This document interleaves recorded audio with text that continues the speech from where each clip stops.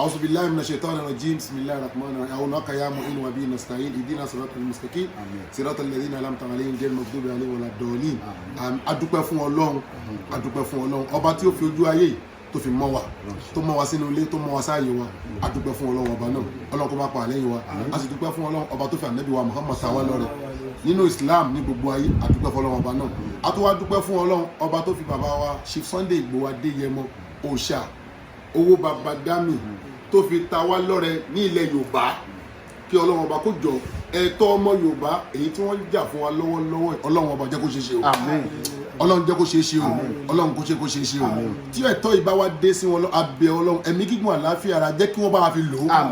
ẹ̀mí gígùn àlàáfíà Ọlọ́run jẹ́ kó bá wa fi lò ó gbogbo àwọn òbílẹ̀jẹ́ nínú Yorùbá tí wọ́n máa ń gbẹ̀yìn bẹ́bọ jẹ́ pé èyí tí bàbá wa ń ṣe yìí pé kò tẹ́ àwọn lọ́rùn pé báyìí ni tí wọ́n máa gbé Ọlọ́run máa tún wọn láṣìírí Ọlọ́run jẹ́ kí ilẹ̀ Yorùbá Ọlọ́run jẹ́ kó máa mú wọn Ọlọ́run máa bá fi ilẹ̀ Yorùbá mú wọn má jẹ́ kí ọwọ́ agbára ọ̀tá Ọlọ́run má jẹ́ ká bàbá wa ṣe Sunday Adéyẹmọ ìta máa bẹ Ọlọ́run ọba fún wọn náà ẹ̀mí gígùn àlàáfíà ara òṣùpá ní ilẹ̀ Yorùbá Ọlọ́run má jẹ́ wọ̀kùn lójijì oòrùn ní tá a fi ń ṣaṣọ nílẹ̀ Yorùbá Ọlọ́run má jẹ́ wọ̀kùn lójijì Ọlọ́run ṣe láti jẹ́ Muhammad wọn ní gíga láwọn òṣùpá ọlá rẹ̀ ò ní ìparun gíga láwọn òṣùpá ọlá rí ò ní. Bàbá Chief Sunday Adéyẹmọ ọlá yóò ní parun ẹ ní parun gbogbo ẹnu tó ń ṣàdúrà fún yín láyé ẹ mọye wọn Ọlọ́run o àfi bí Ọlọ́run ẹ̀mí gígùn àlàáfíà ara Ọlọ́run má ṣe àbá fi jí kí bó tilẹ̀ òun kẹ́mi yín wá gùn tó má jẹ́ mọ́sàrí ọmọ má jẹ́ mọ́sàrí ìyàwó gbogbo àwọn táwa ń jẹ́ olólùfẹ́ yín tá a kó jọ pẹ̀lú Ọlọ́run má jẹ́ kẹ́ ẹ wá wa tì gbogbo àwọn tí wọ́n ṣàánú fún wa ní ilẹ̀ Yorùbá tọ́lọ́run jẹ́ pé èyí náà ni àkọ́kọ́ ẹni tá a kọ́kọ́ rí tẹ̀ dìde fún wa Ọlọ́run má jẹ́ ká gbára ó ká yín oṣó má jẹ́ ó ká yín àjẹ́ má jẹ́ ó ká yín ẹlẹ́bọ lóògùn má jẹ́ ó ká yín aláàfáà má jẹ́ ó ká yín gbogbo ẹni tó bá dìtẹ̀ Yorùbá tó bá náà ní débi tá Ọlọ́run ọba ò bá wa fi ṣe ètùtù lẹ́lẹ̀ yìí Ọlọ́run ṣe ńlá tí ń jẹ́ Muhammad Ọlọ́run ṣe ńlá tí ń jẹ́ Muhammad Ọlọ́run wọlá pé ìjà agbára lè ń jà fún ọmọ Yorùbá Ọlọ́run má ṣe bá gbé yín débi tẹ́lẹ̀ Ọlọ́run bá gbé yín débẹ̀ gbogbo ẹ̀dá tó bá ní kò ní ṣe Ọlọ́run gẹ́gẹ́ bí wọ́n ṣe máa ń Ọlọ́run bá fi ṣe ètùtù lẹ̀ Ọlọ́run má ṣe jẹ́ kó rí bẹ́ẹ̀ Ọlọ́run sùn billahi minash shaitani rajim bismillahir rahmanir rahim èmi náà tí mo wá ṣàdúrà fún yín mi ní ṣíbi mọ́ mo ibà fún mo fi bẹ Ọlọ́run rírí tí mo rí ilé ní orí ńlá ló jẹ́ fún mi ìdùnnú ńlá ló jẹ́ fún mi à ń gbọ́hùn yín à ń rí yín ṣùgbọ́n nínú àwọn olólùfẹ́ làwọn náà wà ṣùgbọ́n gbogbo ayé máa wá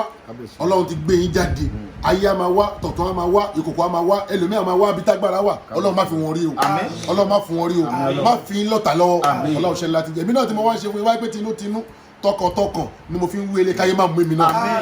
káyé má mú èmi náà Ọlọ́run wọlá ìfẹ́ tá a ní sí yín wípé à ń ṣàdúrà fún yín ní kọ̀rọ̀ adẹ tún ṣe fún yín ní gbangba ìfẹ́ la mú débì Ọlọ́run kó má ṣe wọlé abẹ Ọlọ́run má yẹ kí tiwa náà bàjẹ́ Ọlọ́run ṣe láti jẹ́ Muhammad Ọlọ́run sùn billahi minash shaitani rajim bismillahir rahmanir rahim Allahumma ya man as'a al jamila wa satara al qabiha wa lam yu'akhis bi jarirati wa lam ya'tik sitra wa ya'zim al afwi wa ya san tajawuz wa ya basta bi yadin birama wa ya sami kullu najwa wa ya muta'a kullu shakwa wa ya karim safwi wa ya azim al manni wa ya mukila la sarati ويا متدي بالنعم قبل استقاقها يا ربي ويا سيدي ويا مولاي ويا غاية رغبتي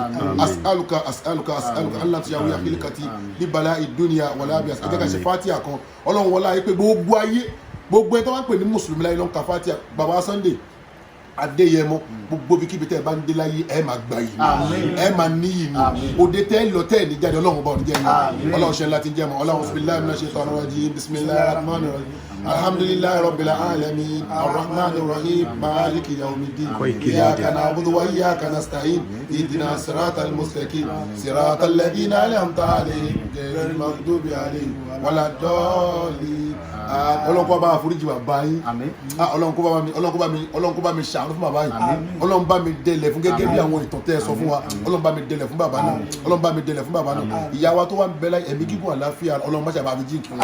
bó tilẹ̀ òun kẹ́mi wọn gùn tó má jẹ ọmọ sàárè wọn àti gbogbo èso ara wọn pátá Ọlọ́run bá ṣàánú fún ìyá náà ẹ jẹ́ ká ṣe làkọ́díjà kùn lè láfi fún ìyá wa tí wọ́n wà lẹ́kẹ́lẹ́ ẹ̀mí gígùn àlàáfíà Ọlọ́run má ṣe bá mi ṣe fún wa bismillahir rahmanir rahim laqad ja'akum rasulun min anfusikum azizun alayhi ma anittum harisun عليكم بالمؤمنين رؤوف رحيم فإن تولوا فقل حسبي الله لا إله إلا هو عليه توكلت وهو رب العرش العظيم. بسم الله الرحمن الرحيم لإلاف قريش إلافهم رحلة الشتاء والصيف فليعبدوا رب هذا البيت الذي أطعمهم من جوع وآمنهم من خوف. اللهم صل على سيدنا محمد وعلى آله وصحبه وسلم. سبحان ربك رب العزة عما يصفون والسلام على المرسلين والحمد لله رب العالمين.